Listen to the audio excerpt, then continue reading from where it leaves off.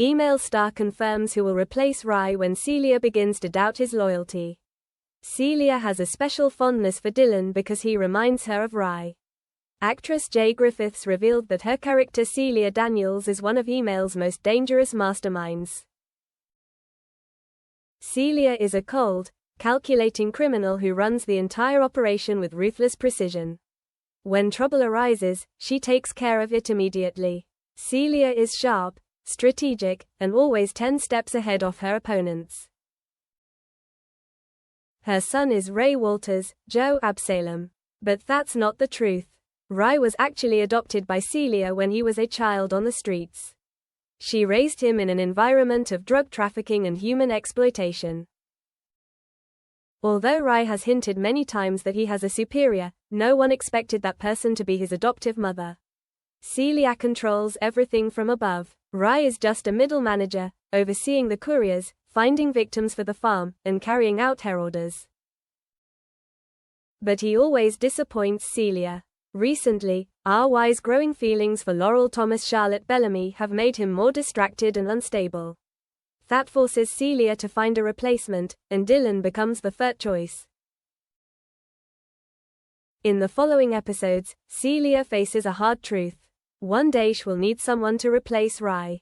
She turns her attention to Dylan Pender's Fred Kettle, a quiet, reserved guy, and decides to test his abilities. Jay Griffiths explains Celia's attraction. There is a calmness about Fred that Celia finds attractive.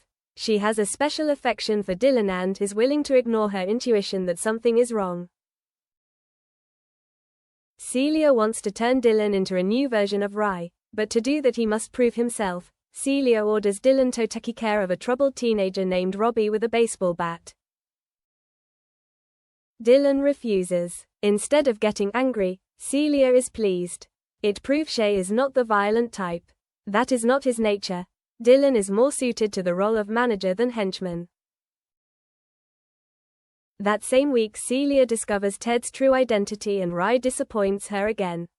Celia learns that Ted is Bear Wolf, Joshua Richards, father of Paddy Kirk Dominic Brunt.